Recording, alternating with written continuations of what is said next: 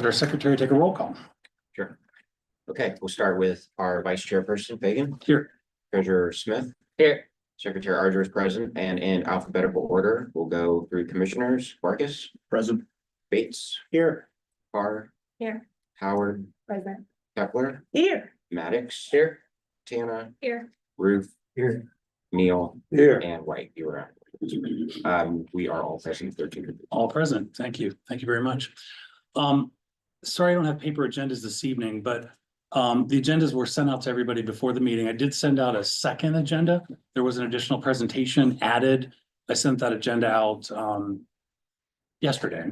So that's, you may not see that in your presentation, but that was an addition that I made, was an additional presentation from Hilltop Rise that'll be happening tonight also. So any other additions or recommended deletions of the agenda items? Okay, hearing none, I'll adopt the agenda as it was sent out. Our secretary sent out the minutes from our previous meeting. I'm going to ask if there's any additions, edits, deletions of the minutes, anything contained in those. Hearing none, I'm going to make a motion to approve the minutes from our December meeting. Second. All in favor? Aye. Anybody opposed?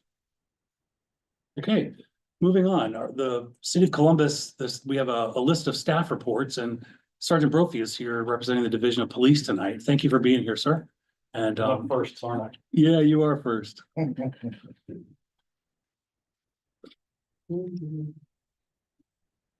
I did that correct. Good evening, everyone. My name is Sergeant Brophy. Columbus Division of Police, currently still running the Zone 3 Community Response Team. Just kind of like the highlights. So first meeting, January 2025, talk about, there was a little bit of a press conference earlier today, and I want to repeat what the chief had to say. But what I did want to do is just kind of talk about, where is crime specifically to the west side of Columbus in relation, because of that, what they talked about earlier today didn't break it down specifically to what's happening out west. All right. So just overall, in general, homicides are down 42%. On the west side of town last year, we went from 14 homicides in 2023 to 14 in 2024. The unfortunate side to that number, though, kind of what's buried inside of that, because it's fantastic to have a reduction of 42% of human lives that's taken from us, too soon, if you will. The reality of it is 9 of those 14 homicides were domestic violence related.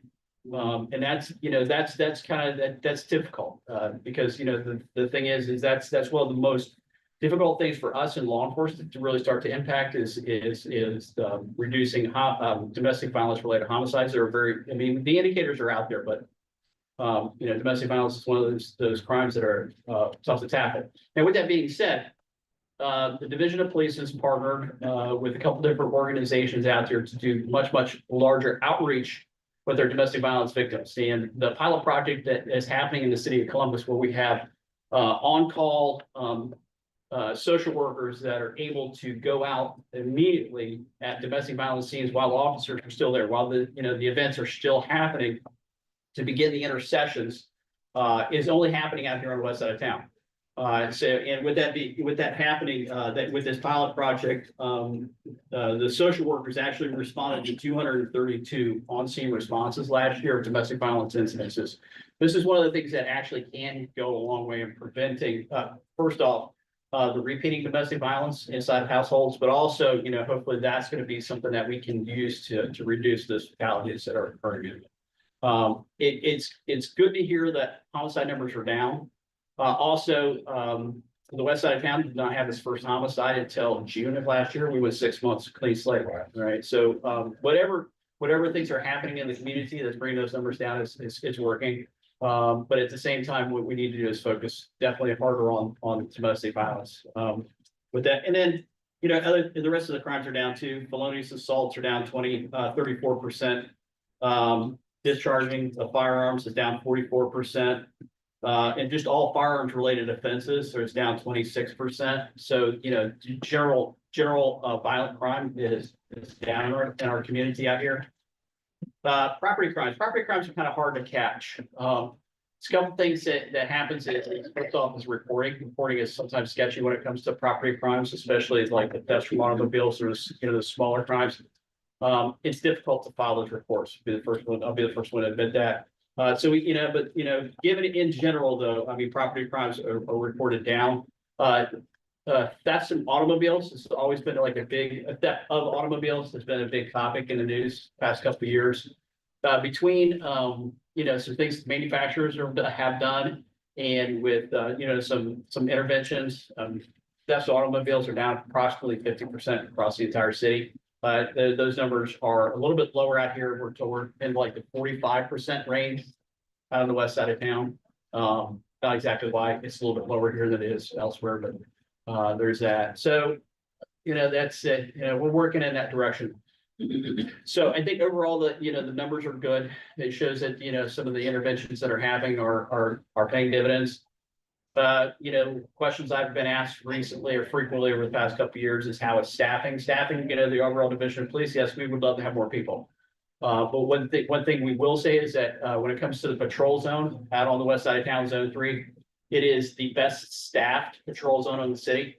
That has a lot of credit. I'll give a lot of credit to the officers that work on the Columbus Division of Police, in particular officers that work on Zone 3. They want to be here. That's why our jobs are filled. So, so we have definitely an advantage in that regard, that we are at least better staffed as far as control responses is in other sections of the city.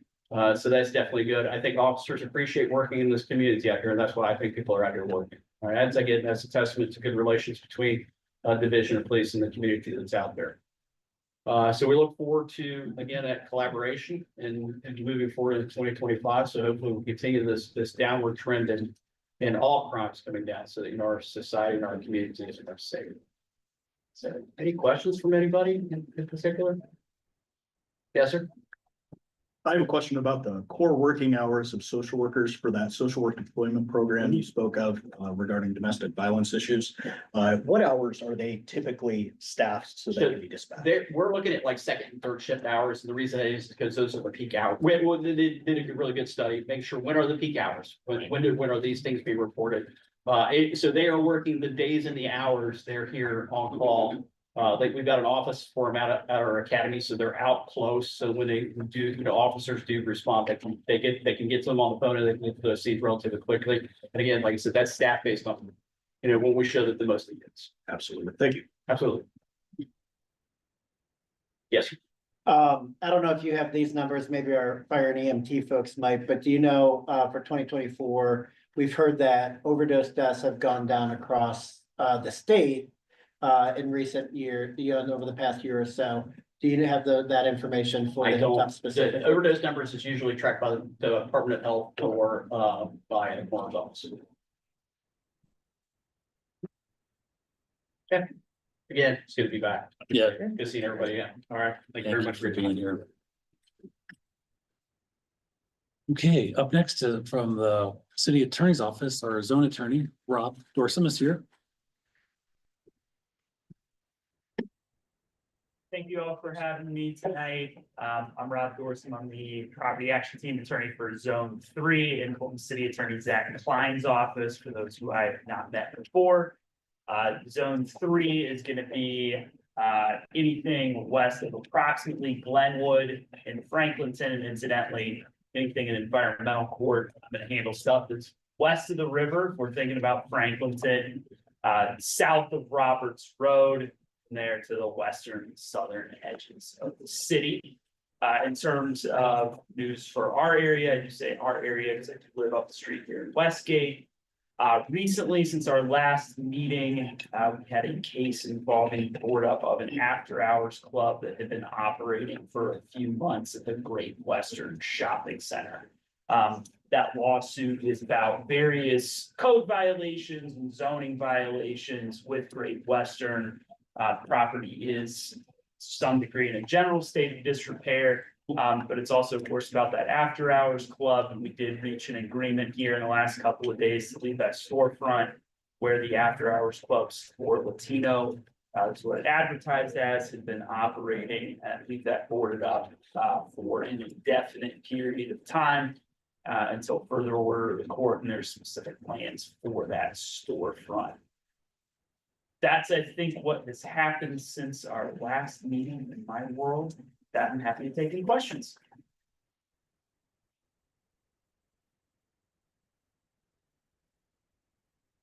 Any questions at all? Anybody in attendance? All right, thank you, Rob. Yep, thank you. Appreciate you being here. Next, with City Council in the Division of Community Engagement, Jocelyn Martinez Cortez, the legislative analyst. Thank you for being here. Step on up, and if you don't mind, put the microphone on. There's a little lapel mic there.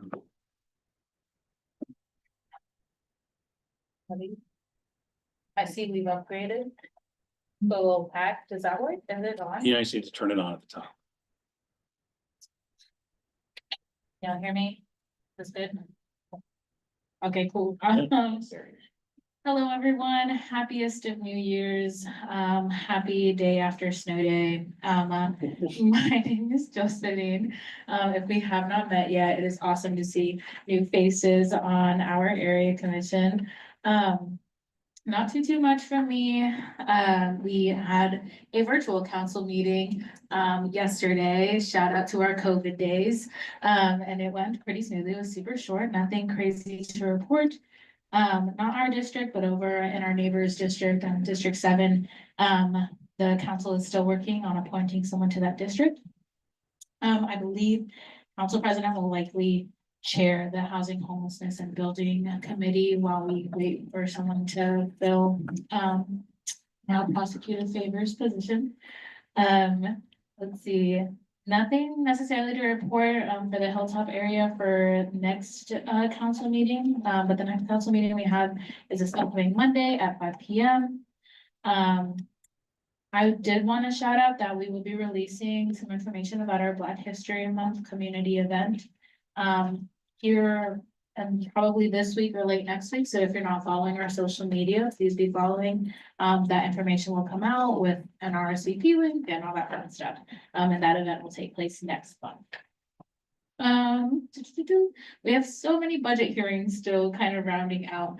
For those of you who don't know, we are in full swing of the operating budget season. And so if you don't know, there's the operating budget and the capital budget. The operating budget is like our day-to-day things, like how we pay people, pay for the lights to stay on. And then our capital budget is where our area commission gets a little bit more heavily involved.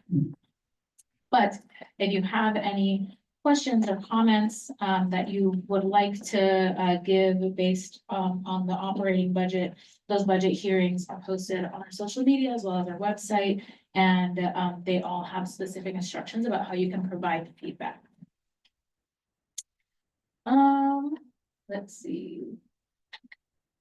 And then I think the last thing that I have is if anyone has any feedback on any of last year's council programming that we did, whether it be the council community meetings that we did, the capital budget processes, any feedback or recommendations that anyone has, I'm open and honestly would love if y'all could provide any feedback, just to make sure that, you know, if there were things that went wrong last year, it could be better this year, that we take the steps to be able to make those changes. Otherwise, any questions? I'm always open to questions. Okay, and then if we haven't met and you want my phone number or my email, please see me afterwards. I'm happy to, yeah, it's my favorite thing ever. Great. Thank you. Really appreciate the emails you've been sending out. They're really good. Yeah, yeah, seriously, they're really. If anyone wants to be on my community email, let me know. Okay, there's a plug for those. So just get your contact information and get on your list. So it's awesome. So from the Department of Neighborhoods, we've got Olaf BC Eddy, our West Side Neighborhood Liaison. Welcome to the podium. Nice to see you. Yes. I turned it on for that. Yes, good evening, everyone. So first I want to say welcome to our new area commissioners and those that have been reappointed. Josh, shout out to you. I see you. But yeah, for all of you that are new, please see me at the end. There are a few administrative things that, I need to get caught up on just to make sure that, all of your information is filed in our system internally, and also with the city clerk's office. So if you guys could see me at the end, I would really appreciate that. Our 2025 training schedule for area commissioners is now available. You should be receiving it via email this week. The first training will be on January 29th at 6 p.m. It'll be online and it'll be with the city attorney's office. So if you guys have any questions about sunshine laws, about well, really that's the main thing really that we focus on during those meetings. But any other legal questions, highly recommend that you attend, especially to our newly seated commissioners. And also link to register should be coming as well. I will make sure to forward it to all of you, and you should also receive it from David Huey. Just some updates on our fiscal process. Our new P cards are active, so each area commission has their own specific P card that's available for me to check out on your behalf to be able to make purchases. So Dean, I will definitely need to meet with you just to see what process you would like to in place for your purchases going forward. But it should be a lot easier. No more forms, no more tracking down receipts and just no more. Much more simplified, but we will also have a more robust fiscal training in March. And all of you, of course, are welcome to attend, but highly recommend, of course, our treasurer to attend and participate. Finally, the Department of Neighborhoods is hosting the MLK March on the 20th at Lincoln Theater. Details will be shared in the upcoming Westside Bulletin, just in terms of, time and attire, which of course you guys know, dress warm. It's always cold that day. But that's all I have for you. Do you have any questions for me?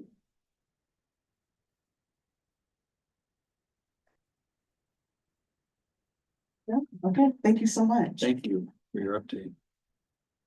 I don't see that Nick is here from the Department of Neighborhoods to give us an update on the Envision Hilltop plan. Anybody here to speak for Nick? No, okay. Let's move on to next on the agenda would be announcements. So do commissioners have any announcements that they'd like to bring forward? Ashley. I'd like to, Hi, I'd like to just share. Oh, no, it's working. Just share an event that I received word about today. This is actually happening in Franklinton, but I think it impacts us as well on the Hilltop. So Sanctuary Night is hosting a community conversation. The topic is what's going on at Sanctuary Night. So they're just asking neighbors to come and share your thoughts and ask questions and learn kind of what they're doing at Sanctuary Night. It's going to be on Tuesday, January 28th. From 5:30 to 7:30 at St. John's Episcopal Church, which is on Town Street. They have a registration form because they are going to be providing a taco bar. That's going to start at 5:30 and then the conversation will start at 6. So again, Sanctuary Night is hosting a community conversation on the 28th. Thank you, Ashley. Miller. Hearing as anybody here in the audience, I never know what's any of our neighbors have any announcements? Yeah, Olbies. Sorry, everyone, I forgot. Our friends at the auditor's office were unable to join this evening, but they did leave flyers for their upcoming events and resources at the table at the front of the room. So please, if you have a moment, be sure to check out what they have going on. Thank you. Okay, hearing no other announcements, we're going to move on. We have 2 presentations tonight. The first will be from Emily Smith. She's the Engagement Committee Chair for the Hilltop Arts Collective, and she's got some updates for us and some information to share.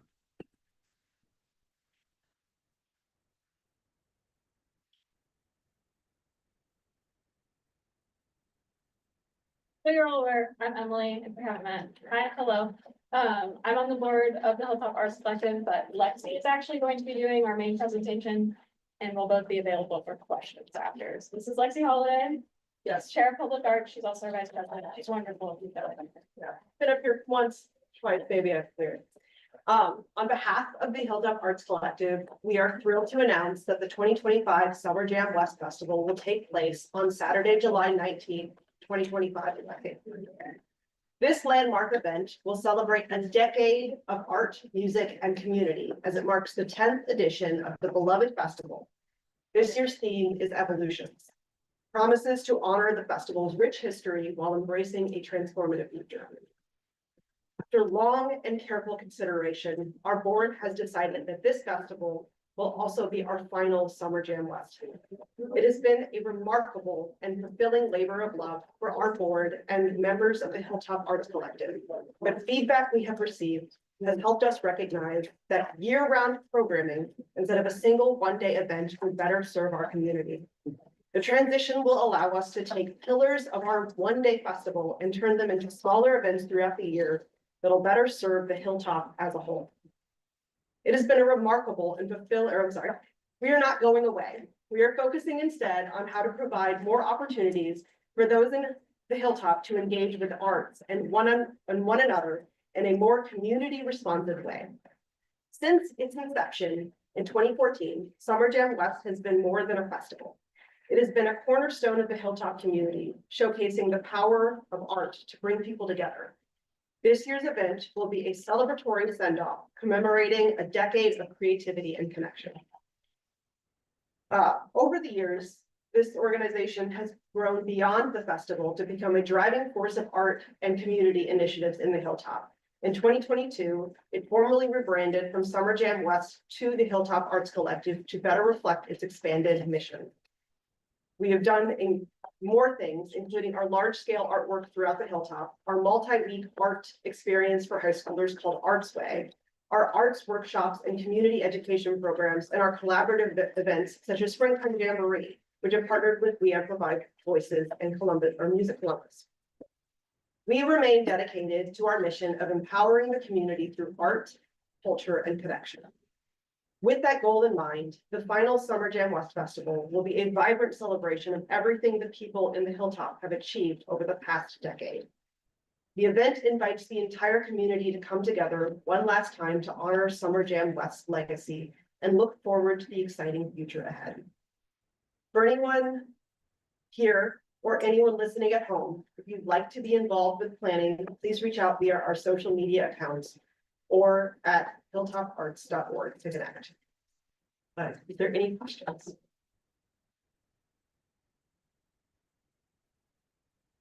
Yeah, Would you mind repeating the date?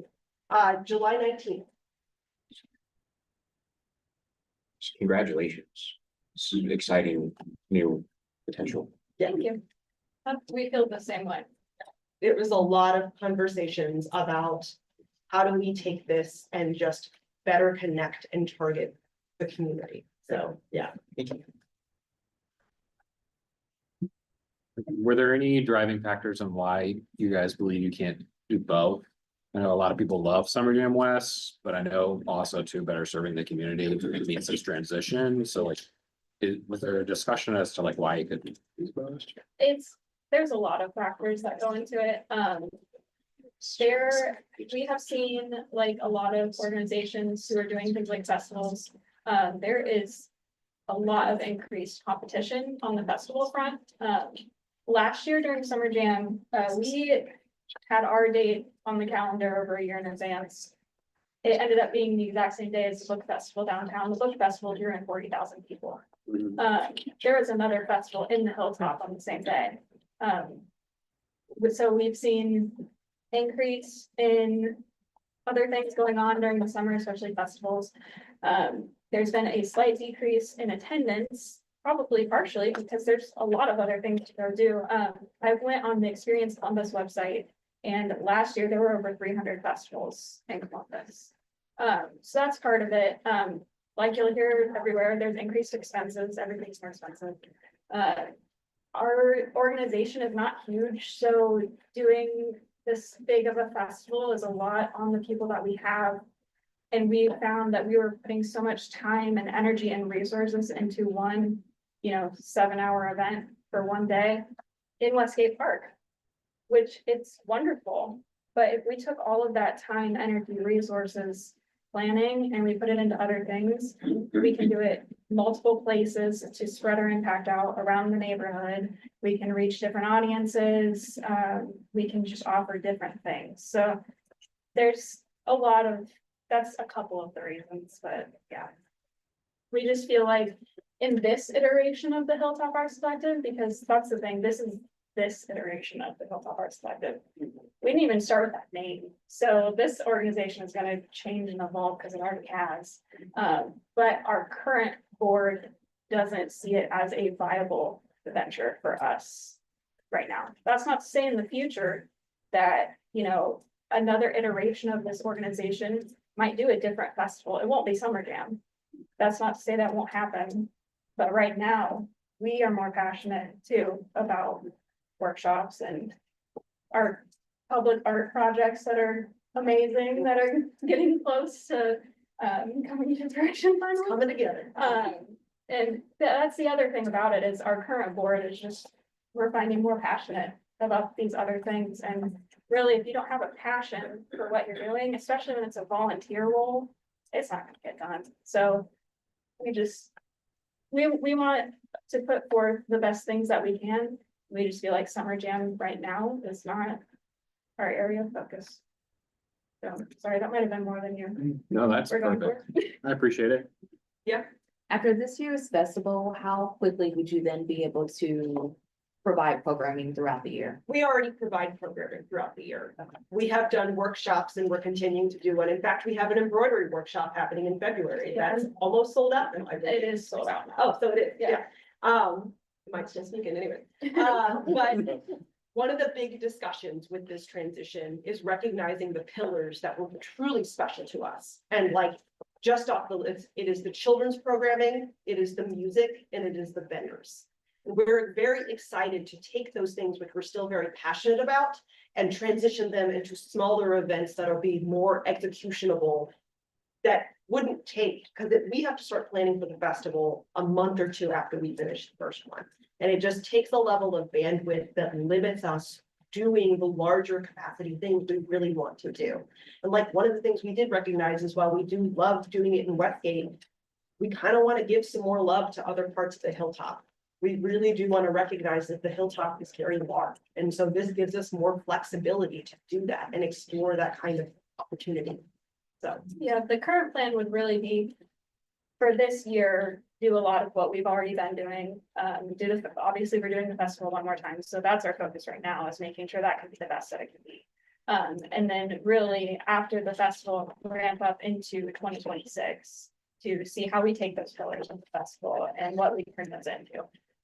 So really, to be fully transparent, I expect us to try to do things that aren't great, that don't end up working, because that's part of growth and learning.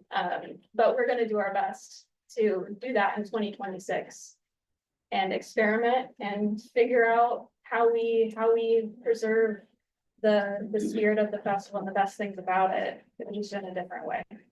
So. Do you have a date for the spring jamboree?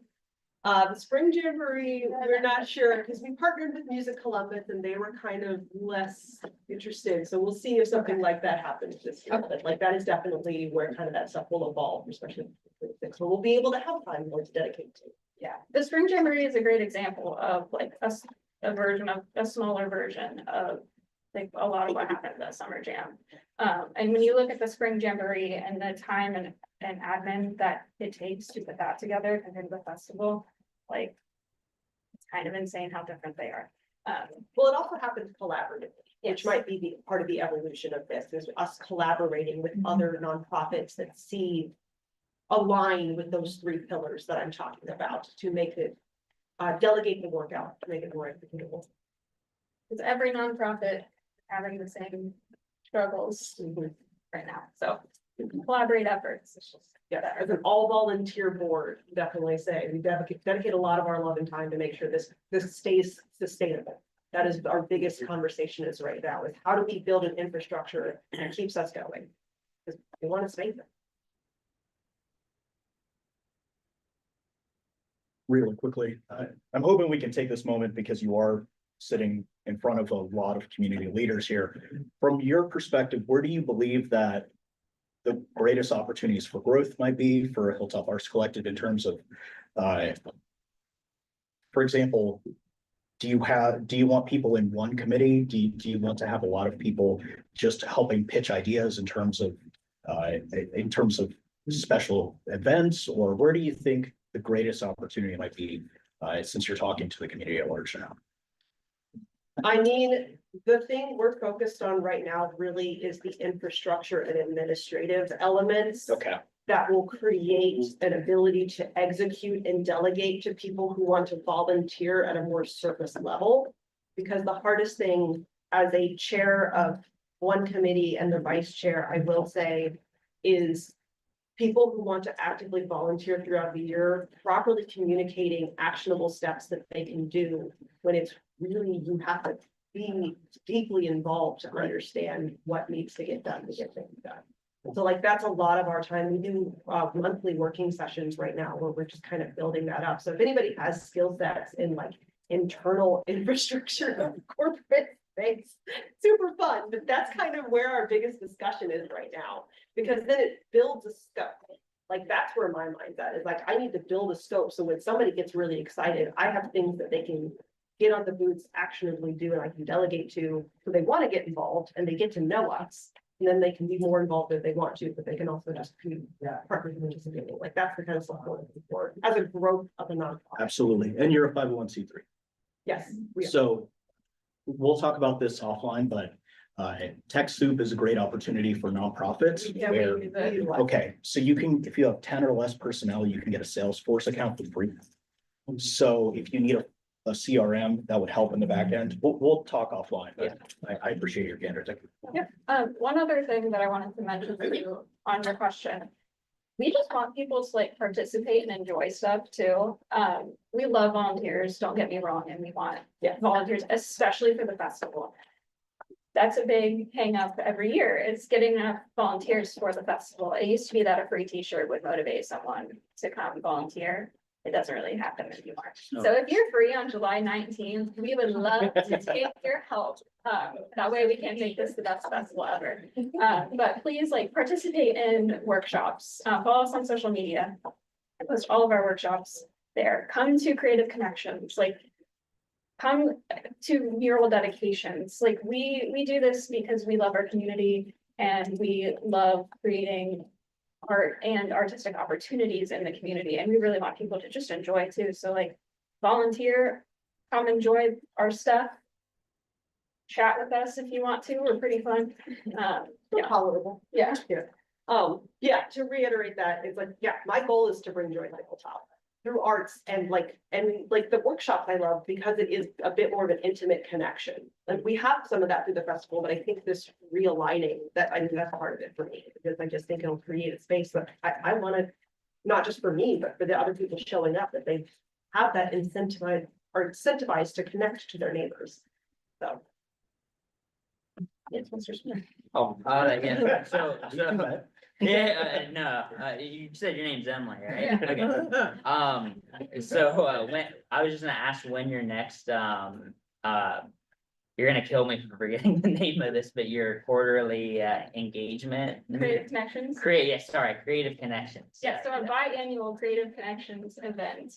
So if you haven't been to or heard of those, we call them networking events because there's no other better word for it. I don't like the word networking events because that's really scary and intimidating. It's not. We just want to bring creative people to come hang out. We have an art showcase time.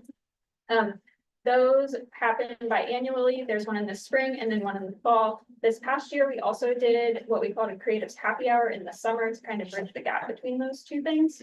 That is not currently scheduled yet, but it'll be in March probably.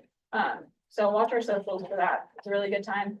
You can be a creative person to enjoy it. You also can just like come enjoy other people's creativity. Is that typically visual arts, musical arts, anything under the? We get a scope. We got a chapter read from a mystery book written here in Columbus. We had ceramic pieces presented. We had We had a guy that showed rocks last time. Like, yeah. And you can bring a piece to present if you want to, or you can come just hang out. And it's just kind of neat to see the artists who are living and working here and like. As an artist myself, I love seeing people bring just what they're working on or like what they're struggling with as an artist and problem solve. It's just kind of a neat space to be in, to see that kind of conversation, because it's much more. It's not professional. It is just much more of a realistic look at what your neighbors are doing artistically. Yeah, it's not very networky, it's. No. Fun, cool people. Anybody else? Well, I'll also be here till the end. We rode together, so. I'll stick around too, yeah. Yeah, if you have any questions, yeah, Lacey and I'm gonna thank you both. thank you.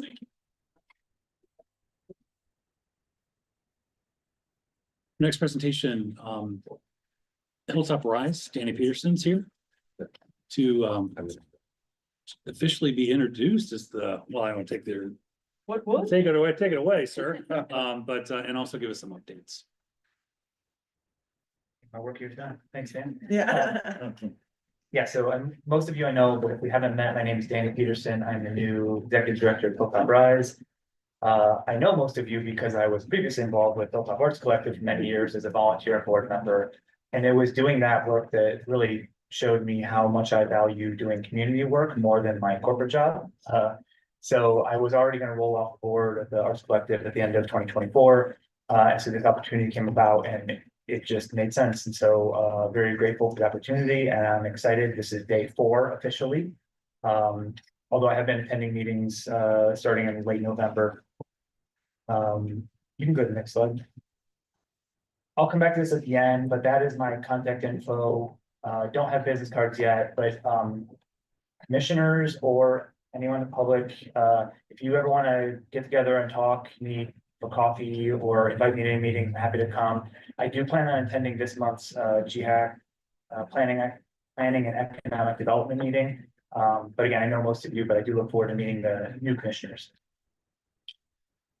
On that note, we are hosting a event at Thunderwing Brewing on the 22nd. This is open to anyone. I do have some flyers here with a QR code.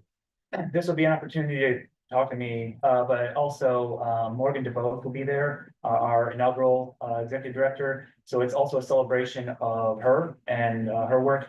Morgan has been working part-time for Rise for the last several months and has been working with me on the transition. So she's still been involved, and again, she'll be there as well.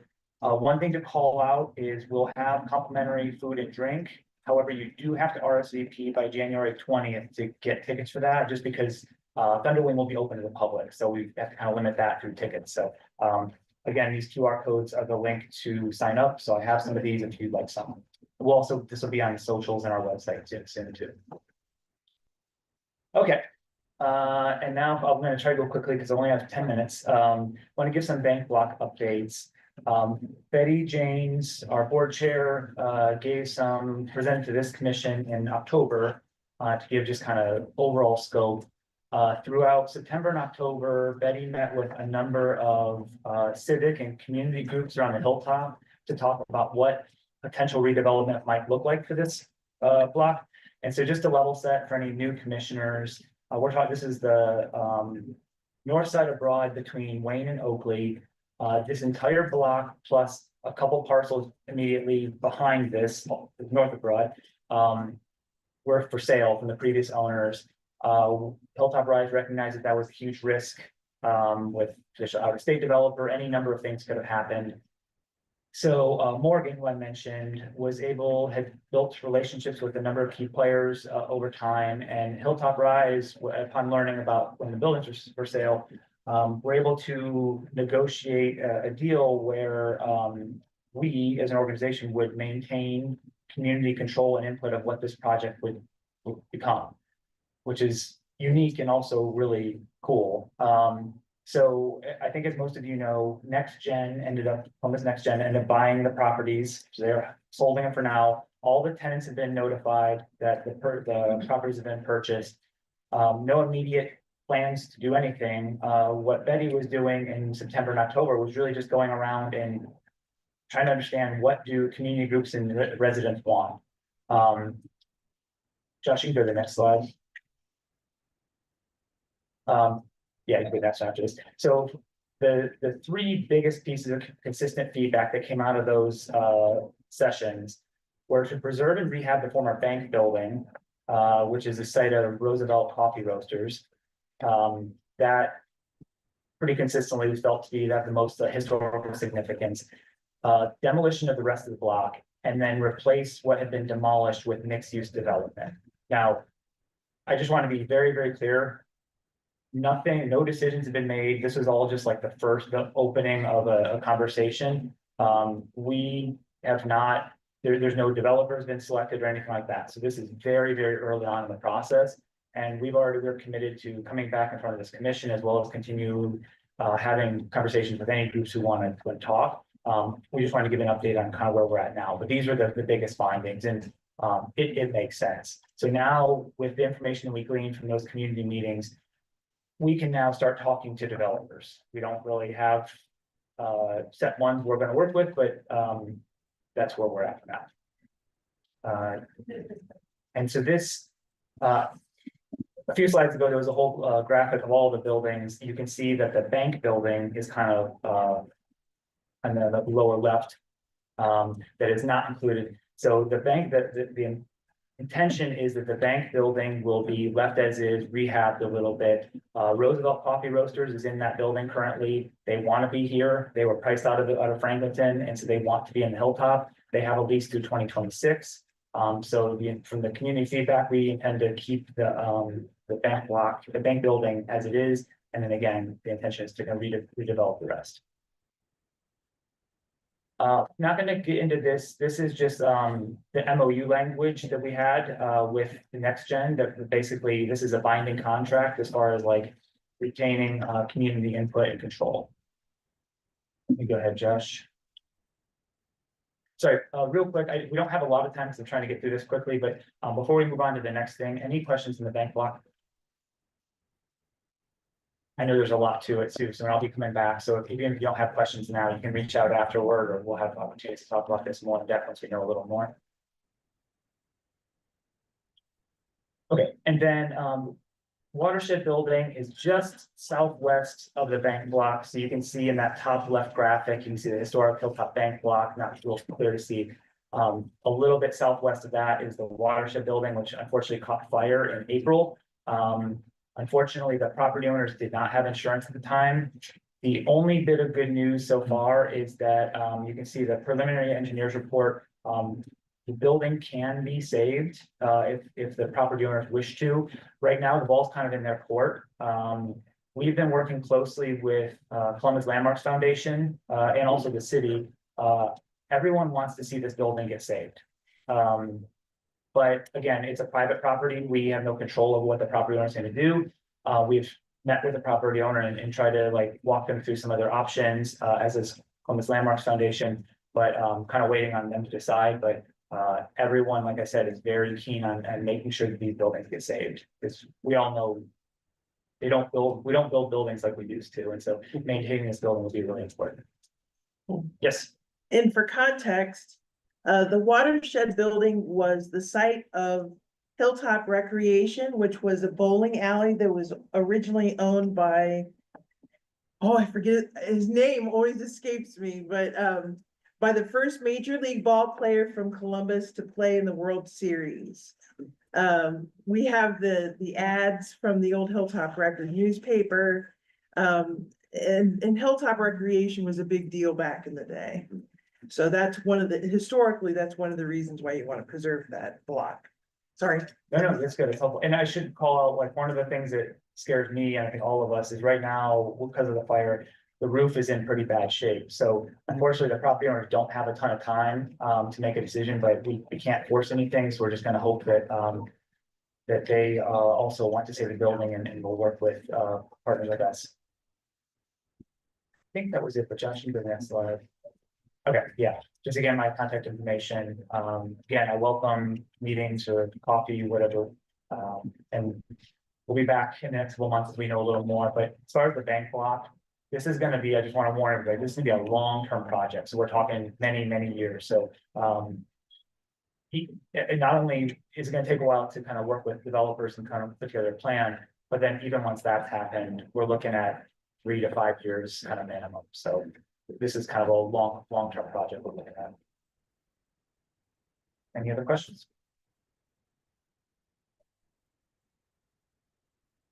Cool. Thank you very much for the time. Danny, glad you could be here tonight. Those are great updates. Really appreciate it. All right, that concludes our presentation for tonight. We're now, we're on time with the agenda. Report of officers. We don't have a current chair. I'm the vice chair. I have some kind of administrative kind of announcements. We officially don't have a PO box anymore.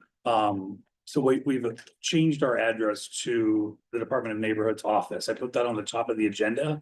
It was one of the things that we just did not renew the PO box. So I don't know what other announcements we have to make around what our address is, but we should change it on our website, anywhere the address is on the website or on social media or It's the neighborhood's address. so you have changed the websites, et cetera. So, okay, it was still on the agendas through last year, so I didn't know if we kind of officially changed the address. So Should be 1411 or the Pride Center. Pride Center. Pride Center, okay. yes, on the top of the agenda, where 90 West Broad Street, Columbus, Ohio, 43215. It's 1186 West Broad Street. I knew it was the number was way too small.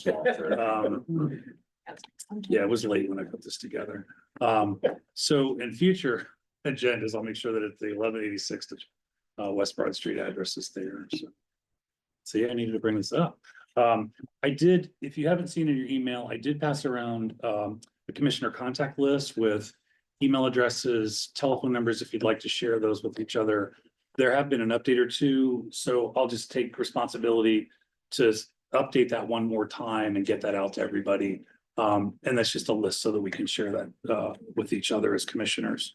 And this is so petty, but we don't have any name tags sitting around here. I'll make sure I update all the tent tags with all of our new commissioners that are here and bring those to the next meeting. Those are all the announcements I have. So Joe, do you have any announcements as our secretary? None from secretary. All right, and our treasurer, Dean. Yes, so I'm corresponding with OLBC to get final numbers for the 2024 budget. For some of you new commissioners, we had essentially 2 budgets this time around, one through 12/31/2024 and the other through April 30th, which is what we're currently on. And so I'll need to get those final numbers. And then I'm gonna work with the new chair to get those proposed budget revisions. And then I'm gonna send out an email to take inventory of our subscriptions like we doing. So that's all I have. Thank you, Chair. Great, thank you. All right, so moving on to the reports of our committees, we're gonna start with zoning. We do have a zoning applicant here tonight that's gonna do a presentation. One of the things I just wanted to kind of go back and circle back. Josh may be able to pull it up, I'm not sure, but on the second page of the agenda, we had kind of put this structure on here to kind of talk about what's going to happen, especially as the zoning applicant comes forward. So the zoning chair, Nick Bates, will present the application. The applicant will do a presentation to all of us. Then our zoning committee will give the report of the meeting that we had previous weeks ago when we first heard the application in committee. And then we'll take comments from anybody here in attendance that has anything to add. And then it gives us a chance for the commissioners to have a discussion about the presentation, give the applicant an opportunity to respond, and then we'll be potentially voting if we're ready to do that. So just that's kind of a structure to be able to facilitate a good conversation and really be able to point to like who's next and what's going on. So Nick, is our chair, if you would present the application. Thank you, Dan. I'd like to present zoning special permit application BZA 24-147 for 3905 Sullivan Avenue. This has been applied for by Theory Wellness to run a marijuana dispensary. There's been some questions at the zoning committee and also by the commission about the special permit category because it's not a zoning variance. Basically, the city code says special permits. So they range from things like we've seen a lot, food trucks to be permanently located, at a property, slaughterhouses, crematoriums, amusement parks, same category. And marijuana dispensaries. These are needed to ensure the quote, unique characteristics, relative location, size, operation, and circulation or need of public services. So Theory Wellness, they came forward and presented at our November full commission meeting to share with us, one of the requirements is in the city policy is to provide introduction of the company, background, anticipated earliest opening date, operating hours, and emergency contact name and number. All of that was shared at our November full commission meeting. We then had the company come and present to us at the zoning committee to kind of dive deeper into some of these conversations around parking, security, business operations and things like that. And now that they are here tonight to present and share with us a little bit about their operation for the final vote on their special permit application. Thanks, Nick. Nick, thank you. You want to use this or? Oh, yeah, Yeah. I should have been using my. Yeah. About that. Thanks, Nick, for the introduction. Thanks for the full commission to invite me back and present this evening. I have a pretty quick presentation only because I've done this to the council on a few occasions already. My name is Nick Friedman. I'm founder and CSO of Theory Wellness. Theory Wellness is one of the most well-established and larger privately owned cannabis companies in the country. We currently operate over 20 cannabis licenses across 6 states. We employ about 300 employees. And we've really built a reputation around best-in-class customer service, safety, compliance. We've served over 3 million customers. We haven't had a serious incident, and we have maintained a kind of high NPS score of a 98th percentile on customer review in terms of how they see our facilities. During the zoning meeting last month, we presented specifically on questions around parking and security. That's where a lot of conversation went. On parking, we provided a detailed breakdown on the parking needs and the availability of such, showing more than sufficient parking with conservative contingencies built into that whole analysis. And I know Nick and we walked through that together. On the security front, we provided a thorough write-up, sent that through to the commission, and at that meeting did a walkthrough over the multifaceted and redundant security features of the facility. It is fully video monitored, alarmed, panic button. This is all regulated by actually the cannabis control here in Ohio. So the Department of Cannabis Control provides guidance as to what your security system has to accommodate, and that is what we designed for. To recap, I'm happy to recap a couple of the kind of key info that was circulated in our first presentation in terms of just kind of the clerical details of the facility. The address 3905 Sullivan Ave. Hours would be 8 a.m. to 10 p.m. Monday through Sunday. Our earliest open date is anticipated to be at this point March 1st, 2025. We do have an emergency contact that we've shared with the commission, and I'll just repeat again. David Smith, who is our head of retail, and his phone number 413-329-0182. So I'm going to leave room for questions, really. I mean, we're thrilled to be here. We look forward to opening a beautiful dispensary safely and securely. We've done this in many jurisdictions, and we're a well-experienced team to do so. And so thank you, and I'm here to just answer any questions. So Nick, if you could talk about the zoning committee's report. Yeah, so the zoning committee voted unanimously to recommend passage of the special permit application after a fairly lengthy conversation around the parking and security and kind of the business operations that would be occurring. Great, thank you. So anybody here in attendance would have any comments or anything they'd like to share regarding this special permit application? Okay, hearing none. Where is your to contact us? Are they here in front of us? They're not here currently located, but once we transition to have a dispensary manager, we will be just replacing the emergency contact on record. Exactly. Yep. Okay, so sorry for facilitating this. Are there any other questions from commissioners?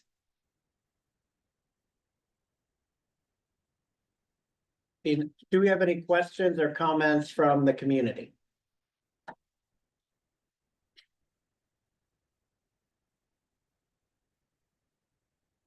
Being none, I would move to approve the special permit application by Theory Wellness for 3905 Sullivan Avenue, BZA 24-147. Second.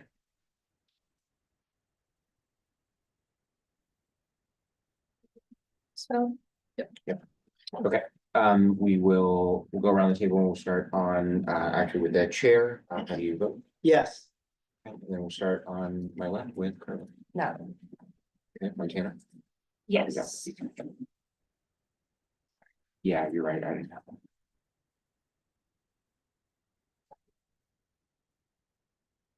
Thank you, Brad. Yeah, Ardro is yes. And Maddox? Yes. Megan? Yes. Okay, White? Yes. Lucio? Yeah. Erica? Yes. Jenny? Yes. Brandon? Yes. Dean? Yes. And Jerry? Yes. Thank you. That is 12 in favor, 1 opposed. Thank you. Thank you all.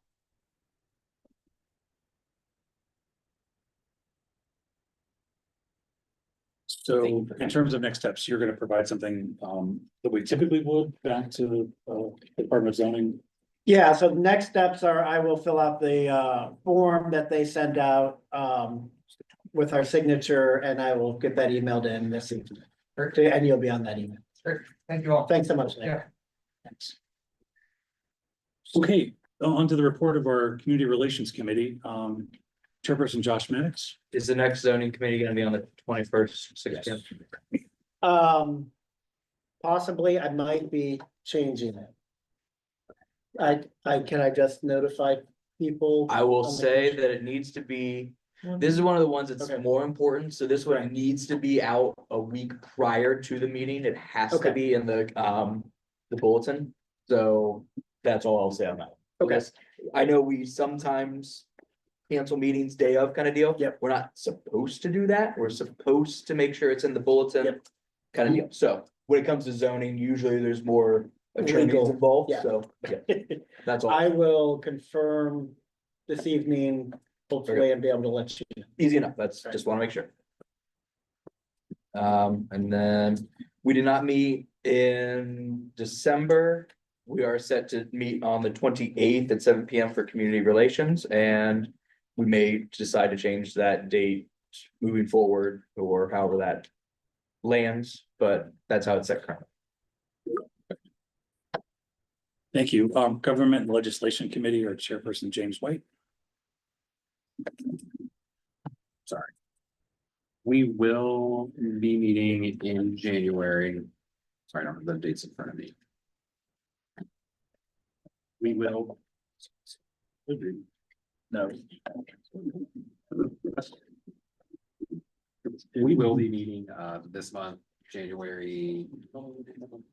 It's 28th is on this. So the 28th, yes, the 28th, right before community relations, same location. We've had some recent bylaw addition and changes, so we're just gonna find out. Those have already been approved and finalized, so we're just gonna be working on getting those out to everybody who hasn't already received them, and then ensuring that they're up on our website. But other than that, we don't have anything for government and legislation this time. Thank you. Thank you for the report. Okay, on to our committee, Human Services and Education, Chairperson Joe Arduro. Thank you. We met on December 18th, ahead of the Park and Rec meeting as well. Primary topic continues to be Oklahoma City School Board decisions regarding school closures. And so there'll be more on that later this spring, once I have a chance to connect with a few more people. The next meeting is scheduled for January 15th. That's 2 Wednesdays from now, 6 p.m. here at the library, ahead of Park and Rec, which we'll talk about later. Great, thank you. Our liquor permit review committee, I'm on that committee. We did not have a meeting, in this last month, so nothing to report. Planning and Economic Development Committee, or Chairperson Dean Smith. So we did not meet in December, but our committee is seeking your input on the capital improvement needs of the Hilltop. The survey was just recently published and can be found on our Facebook page and website. This will be open until March 15th. We plan to do more advocacy work this year's than last. So your input is very important. As a reminder, a capital improvement is typically $5,000, useful life of 5 years. And you know, is an asset. And these can be also to improve or extend the life of an existing asset. And thanks so much to Ashley for her help getting the survey out. I encourage any commissioners and community members to join our committee. We will meet next January 16th at 6 p.m. at the library. Thank you. Thank you, Dean. Our Public Safety Committee, I don't think we don't have a report. I don't think they met. Our co-chairs are both, they're no longer with us. Their terms were ended, was Malik and Hane. So anybody from Public Safety have any report that's on the committee? I don't think so, but. I'll say this, as far as looking at how I can best serve, or how I feel best served the Hilltop in this committee right here. I've always worked with prevention of juvenile delinquency. And that's a strong focus that I've always worked on, that I think we need to concentrate more on our young people. I saw the young man that came through the door. And we have a lack of seemingly programs for our young people.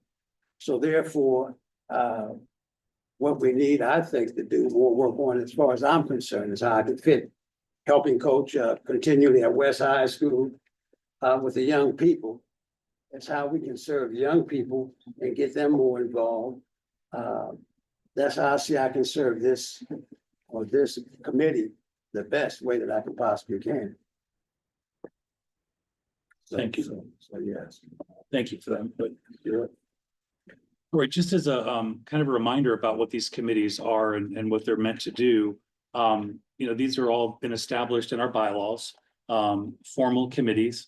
All the descriptions of what these committees are doing is on our website. So you can go there and see each one of the committees and the commissioners that are currently assigned to those committees. I've heard a couple of times, if anybody would like to be a part of those committees, anybody watching this evening, anybody watching this 6 months down the road, you're welcome to come to any of those committee meetings to participate. Some of the committees actually have opportunities to sit officially on the committee. And if there's anything that needs to be voted on in terms of business that this full commission would be bringing to a committee, or the committee bringing to the full commission, there would be an opportunity to do that. So more information can be found on our website, or you can certainly talk to any of the commissioners that are here tonight. Yeah. For the committees that don't currently have chairs, should they still meet on the same date? And then what do we do about new assignments, since we have new commissioners? Like, should we be holding committee meetings in January? Because we have new committee assignments. Yeah, I'm gonna table it to new business, if that's okay. Okay. Yeah, no, I'm really glad you asked the question, because we've got some things we need to discuss, so gonna move it to new business if that's okay. Any other comments or conversations on commissioners about committee business? Can I do mine? Oh, I skipped. It's always, yeah, I don't know what it is. I'm doing about 90% of the job here tonight. So yeah, we've got one final committee that left to report here. Yes. See, it's really was done so there would be all this fanfare about what you're gonna talk about, right? So I do have really good, exciting news. I know you do. Good news, everybody. We did get an update from the Rex and Park Department, the Clean Ohio grant that the city was seeking funding for was approved. So they're still in discussion and talks and finalizing agreements with the state and the city and the current landowners of Whitethorn Woods. Many of you should know by now, we've talked about this a couple of times, past couple of months, but it's roughly 49.3 acres right off of Eakin Road and Whitethorn along the railroad tracks that the city is trying to acquire and keep and maintain as a nature preserve. So this wouldn't actually be a park with playground equipment or any type of structures. It's mainly designed to fall in line with the Clean Ohio grant requirements that are going to keep it a nature preserve. So just walking trails, benches, just trying to add to our current tree canopy and keep it from being redeveloped. So that would bring our new total of acres counted, and this doesn't include our current nature preserves, up to 532 acres here in the Hilltop. So with that, the committee is also actively trying to establish a logo for the committee. So this would identify every acre in the Hilltop that is either a nature preserve, a waterway, and an active park. Because we do have over 20 parks here in the Hilltop, I think it's a really good image for here in our community to identify those, to really push home that we don't advocate enough about what we do have in our community, especially along the lines of what the committee has been doing for the past 3 years. We just finished 9 audits this year, and safely say that some of our parks have moved up in some of the rankings from their previous grading. We do have the 2025 and 2026 park audit schedule up on the website. Those can be found in our Google Drives. If you click into the folder 2025, the dates for those events aren't finalized yet, but the list of all the parks that we're going to be trying to audit and get to are already up. As well as the 2024 audits that are already completed. Those will be up on the website tonight. I just need to do a final review. I'm not that great at spelling inside Excel, so I don't like to publish any mistakes. So those will be up and able for review later tonight. And then we will be meeting this month here at the library on the 15th after Human Service and Education to just finalize what our priorities are for the 2024 audits, which parks do we want to try to encapsulate in the new budgets for next year, as well as trying to identify anything that's been missed from the past 2 years and trying to schedule a meeting with the city's Rex and Park Department to come out and kind of go through all the audits that we did last year, where we're at with the previous year ones, and then go over what we're going to try to accomplish this year. So if anybody has any questions, feel free to reach out. I look forward to a great 2025. Great, thank you. Oh, I do have vests. The vests are in. We ordered vests from our funds from last year. These are the reflective vests that you could wear when you're out picking up trash. It has our logo on the front and the back. I also have yard signs. If anybody's interested in using those for committee events or full commission events, those are at my house. They have pocket fold. They're double-sided, so they have pocket folders on either side that you could print a leaflet out or marketing material to stick on the side. Great. Thank you for your report. Well,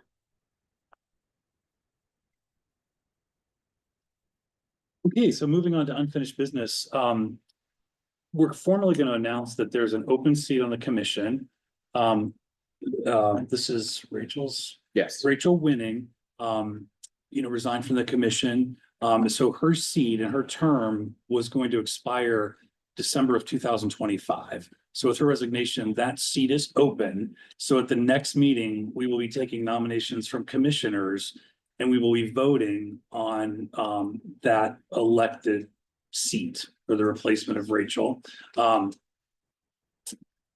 person that any nomination, the person has to live in the Greater Hilltop to be eligible to be in that seat. Any questions about that? Yes. Oh, I don't necessarily have a question, but I did want to apologize again to the commission just for, not doing my due diligence to ensure that I have the right interpretation to share with you for the bylaw. So, my apologies that you have to go through this process again, but we'll get it right this time. Yeah, thank you. It's live in the district and be 18. Yes. Thank you. Thank you. Don't have to be a registered voter. You have to be 18 within that Greater Hilltop. If anybody out there is interested, just, communicate with one of the commissioners to just say I would be interested and we'd be happy to bring your nomination forward at the next meeting in February. The first Tuesday in February. Any questions about that? All right, so we're going to be moving on to new business. So we, at the last meeting, we announced, there's an open appointed seat. So the commission has 15 members. There are 12 seats on this commission that are elected. Everybody has a 3-year term. And then there are 3 appointed seats. And so we do have an appointed seat that's currently open.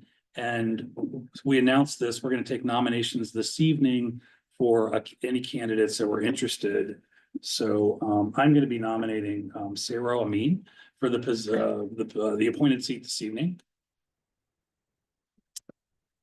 Sarah, I'm going to see if there's any other nominations, if any other commissioners would like to bring any other nominations forward.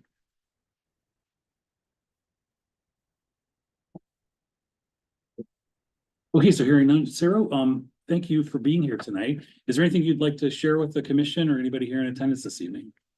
I want to say thank you to everybody and for reaching out and telling me what I had.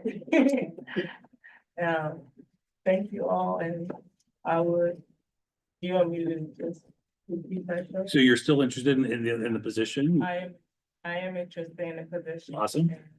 I would really like to be a part of the team, and I'm doing it for the community and for everybody. So this will make a big difference for me and everybody that I serve. So, I can. Well, great, fantastic. So the formality of this, I think we could just do a voice vote. Everybody that would support the nomination of We need a second.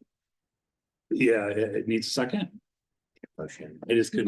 It was motioned by you, but someone, I'll second. You will? That's awesome. Appreciate the support. So we have a second. So with hearing no other nominations, then just like to do a voice vote. Everybody in favor of Sarah being appointed to the seat, say aye. Aye. Anybody opposed? Yeah. It's great. Congratulations.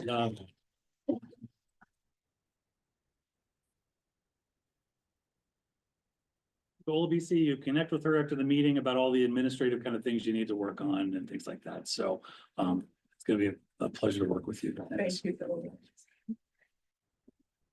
Okay, where are we at? So now we're at the point in the meeting where we're going to do officer elections. Our bylaws say at the first meeting of every year, we're to elect officers. So what we're going to do is we're going to go and start with the open chairperson position. We're going to take nominations for that position. You can nominate yourself, or one of the other commissioners may nominate you. You have the ability to say, no, thank you. I'm not interested. That's fine. But we'll start with the chairperson. Once we have a majority vote for that officer position, then we'll move on to the vice chair. Secretary will come next and treasurer will be last. These terms are for 1 year. For January 2025 through December of 2025. We do this officer election procedure every year. So I'm going to open it up for any nominations for a chairperson for 2025. I nominate James White. Great. I'll second that nomination. Accept. Yes. You accept a nomination for the chair. I do. Is anybody else interested in the chair position to be nominated for this Look at everybody officer role? breaking their necks to get into the nomination. That was a hefty pause, so I think that congratulations, you're a new chairperson. Yeah. I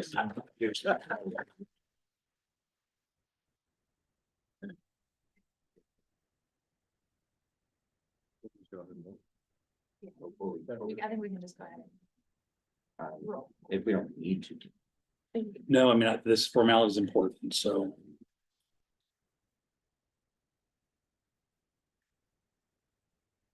Request a floor nomination for each office votes cast and offices filled in the order in which they appear in Article 2, Section A. So votes unique. Okay, All those in favor? all those in favor of James White being the chairperson for this next year, say aye. Anybody opposed?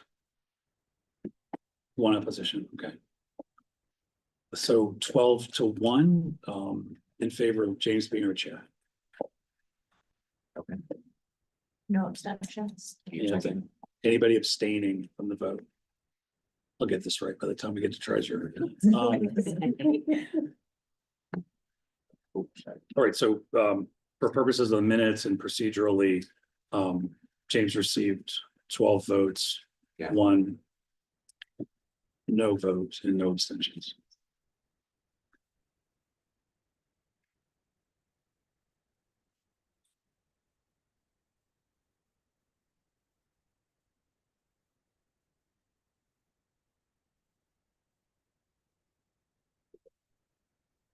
Perfect. You have plenty of time to do this. So next on to the officer position of vice chairperson. So I'm open to hear any nominations for a vice chairperson. I nominate Ashley Montana.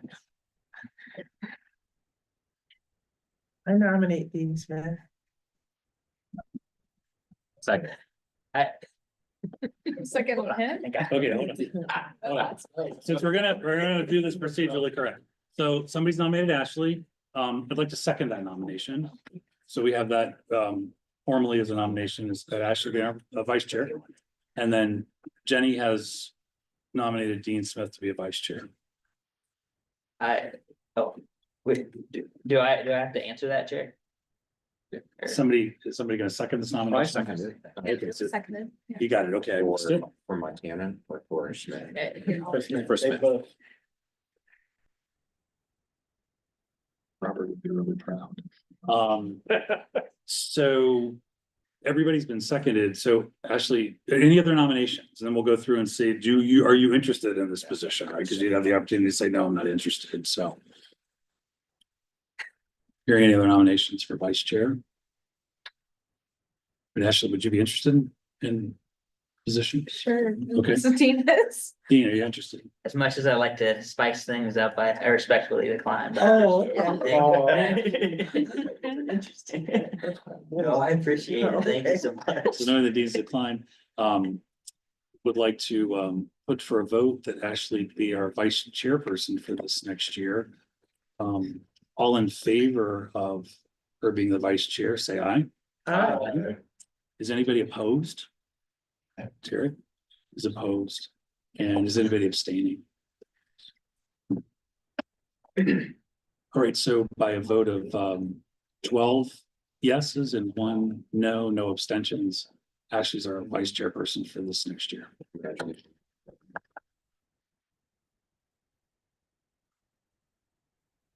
Moving on to the officer position of secretary. Is there any nominations for the officer position of secretary? I'd like to nominate Joe. Second. Yeah. Unanimously seconded that Joe Arger would be nominated to be our secretary for this coming year. Thank you. I accept. You do accept. Nomination. Anybody else? Any other nominations for this position? Hearing none, Joe's accepted it. It's been seconded about 3 times, and so we can go through and do a vote. Anybody in favor of Joe being our secretary for this next year, say aye. Aye. Anybody opposed? There we go. Opposed, and anybody abstaining? Vote, they're exactly the same, 12 in favor, 1 no, 1 opposition, and no abstentions. Our treasurer. Let me give you a second to report some. We're good. You're good? Okay. So the officer position of treasurer, hearing nominations for that role. Nominate Dean Smith. Okay, Second. call seconds. Are you interested in the position? Yes. You are interested, okay. Any other nominations for this role?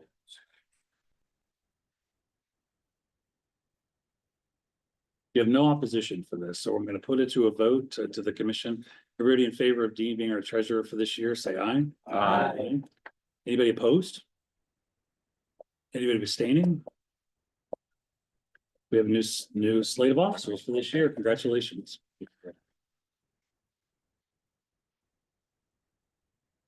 So the final piece of new business here, there were some questions that Ashley had about what happens with meetings. So what our bylaws say is that committee, we have to seat everybody into, the new chairperson will seat everybody into committees at by the next full commission meeting in February. So if you would communicate with James as our chair, what committees you are interested in. There's the list of them. We've had different numbers throughout the year. If you're really only interested in one committee, then share you're interested in one committee. We'd certainly be interested in having you pick up to 3. So send what your choices would be and then kind of, what's that? I'd like to speak to that just a little bit. I did just send out a Google form for committees. So the way it's gonna work is, and if you don't want to fill it out, that's totally fine. Let's just please have a discussion, face to face or over the phone. But if you please fill out the Google form and just rank every committee. It has an option 1 to 5, and then if you want to be the chair, as well as what your availability is going to be. So this is Monday through Sunday. Again, with the same kind of ranking 1 to 5. You're not available, you are available, I'll put it down as a 5, so we could try to work on getting committees scheduled moving forward. I'd love to have a good full calendar year of committees like already scheduled by February. I know things do come up and do happen, but I know the full commission meeting is one of the big ones that we for sure need to make sure we're reserving rooms here at the library, especially with voting. When special things come up, I just want to make sure we don't get into any position where we don't have a meeting spot announced to the public before 30 days of the meeting. As well as on the Google form, please list out a goal for the area commission for 2025 that you'd like to see us try to accomplish, as well as for every single committee. Or if you have any comments of improvements that you'd love to see the committee try to work on. I think it's just going to be very helpful for all of us if we just put those thoughts and ideas down on paper so that we could all accomplish them together and try to really bring some good positive change to 2025. So I went ahead and sent that out to everybody. I did include you because I already had your email address. So please try to fill that out. The quicker you do that, the quicker I can get back to everybody as to what committee assignments are going to be. Does anybody have any questions? Thanks, James. And my phone number is at the email too. So if anybody wants to call me, feel free to call me. Yeah. So for the zoning committee, knowing that we have zoning applications kind of in the queue, ready to go. Should I just go ahead and continue on as you know, because it's not guaranteed I'm gonna be chair. Correct. If you are, right. if you are chair now, it's the presumption that you are a chair until told otherwise prior to the full February commission meeting. That's how we've always operated in the past. When it comes to those chair positions, just because you're in that position now, you have all the knowledge and expertise on how to run your meeting for this current month. Please continue to do so. And I'll let Dan speak to the ones that are vacant, but I have no problem going to the scheduled times for those vacant ones if anybody still wants to meet. But unless stated otherwise, we can cancel the committee meetings that currently do not have chairs until we appoint somebody. Again, the quicker everybody fills out those committee assignment positions, the quicker we can get those chair positions filled.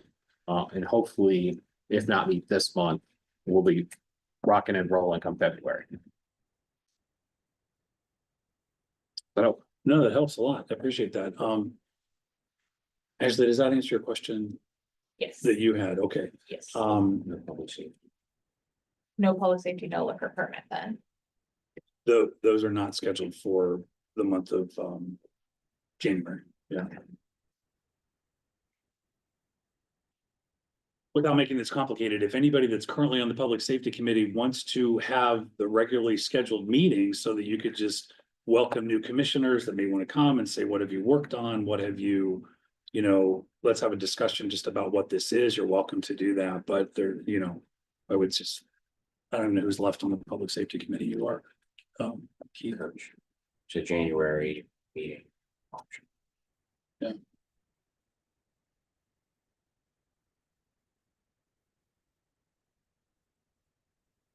Okay, that concludes new business. I'm gonna make a motion that we adjourn the meeting.